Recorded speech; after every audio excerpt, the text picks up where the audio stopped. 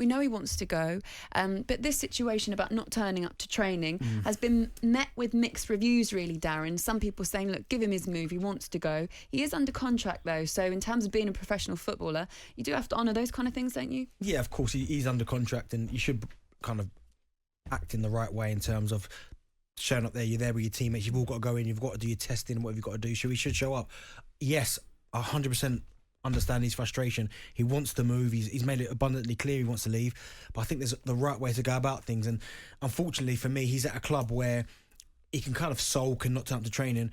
That won't soften. We heard Harry Redknapp talk about it earlier. That won't soften Daniel Levy's kind of stance on it. He won't suddenly go, you know what, this guy's becoming too much of a problem, I'll let him go. He'll just have him sitting there because he's still got, how many years he's got left on his contract? That's is it 3? He's got a long time left. I think it's 2024. So he'll just have him sitting there. So yes, of course he should be turned up to training because he's got to honour his contract, but I do understand his frustration. A non-happy person in the dressing room can cause a lot of problems, especially when it's Harry Kane and the height of media attention. I know this, Lianne, from being part of that media as well. It feels like every time you go in to do an interview with Spurs, the agenda has to be what's happening with Harry Kane, what will happen with Harry Kane. When you saw the story and you heard that he didn't turn up yesterday to training, what was your initial reaction to it? I was surprised. I think, he's obviously England captain, Tottenham captain, but I was actually at the last game of the season at the Tottenham Stadium when they played against Villa. And it looked like, he did his lap of honour and it looked like he was very dejected. I mean, it was a terrible performance from Spurs that day. But at the same time, I'm not, I think there's more that goes on behind closed doors than people know. I think sometimes, people see a footballer. I don't think it should ever come. I personally would never not go to training. I just think it always has to be you go to training. But I'm not Harry Kane. I'm not in that situation. I think there's more to it. And I think we only ever get privy to what's happening now. He's not turned up to training.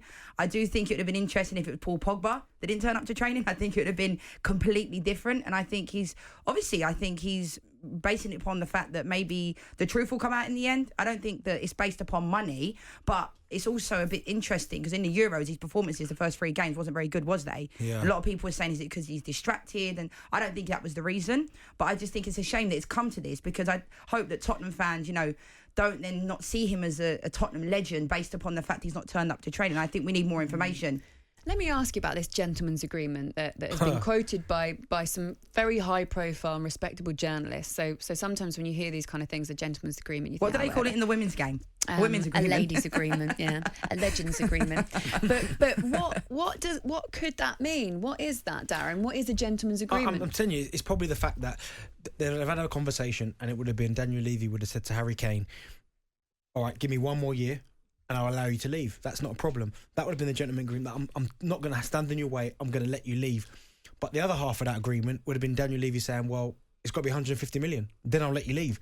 So that's where I think it was Barry was talking about it earlier. If there's not a figure in place when that gentleman agreement happens in terms of if I get 110 million for you, I'll let you leave. Because it was just like, I'll allow you to leave. The power's still all with Daniel Levy because he said, oh, yeah, I'll let you leave, but someone's got to give me 150 million for you, or I'm not going to allow you to leave. So it's a really difficult situation for Harry Kane to be in. Barry Silkman, by the way, not other Barrys like Barry from EastEnders or something like that, just to clear up, just in case, because initially I thought, and even I'm on the show, I thought, Barry from EastEnders. Out of interest, Lianne, how do you think Spurs fans will view this? Because I didn't see a lot of criticism for him yesterday. I saw a lot of people trying to jump to his defence and give an alternative reason why he didn't turn up, which was perhaps he's gone to get this COVID test, but that was quickly dispelled. People saying, no, that's literally not it. Do you think that Spurs fans eventually, if this isn't sorted out quickly, is it going to tarnish his legacy in some way? Potentially, but I think because it's Harry Kane and he's obviously known for his squeaky clean, the way he is off the field, the way he is on the field, I don't think so. But I think that football's changed. We all know it. It's not the same as it was 10 years ago. There's a lot more money involved. But I just think Spurs fans, he's made it clear he wanted to leave. And I don't ever think you should hold a player to ransom where you keep a player in the changing room, because how long is this going to go on for? You could fine him till the rest of the season. It's not as if he's going to run out of money, is he?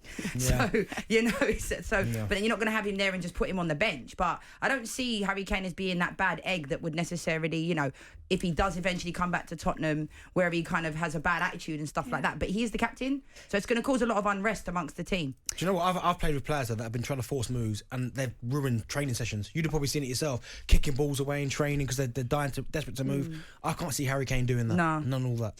Well, that's the thing, isn't it? Because I couldn't see Harry Kane not turning up to training. because you think he's a professional. I know what you're saying. I don't think we'd see him necessarily going into a game and not being completely focused, unless it's not in his power to be focused if there's so much going on. I mean, the thing is with Daniel Levy, there was a message that came in earlier on. It's from Stephen Sheffield, and he said, would new signings be put off by Levy's stance? But not to try and, well, I suppose I am going to defend Levy in some way. When a player signs a contract, and to get out of that contract, you value him at a certain amount, and it's Harry Kane, so taking that player out of that mix at Spurs is a huge dent beyond even comprehension.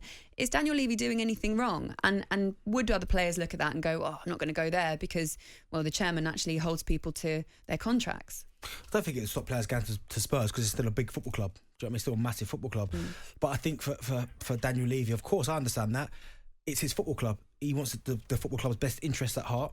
And if that means obviously waiting for absolute maximum money because that's what he feels Harry Kane is worth, then we can't begrudge him that. Someone just texted in, this is from William Mason. He says, hi, all these pundits who've been calling Harry Kane the model professional, what do they think of him now? It's one day, not 2 years.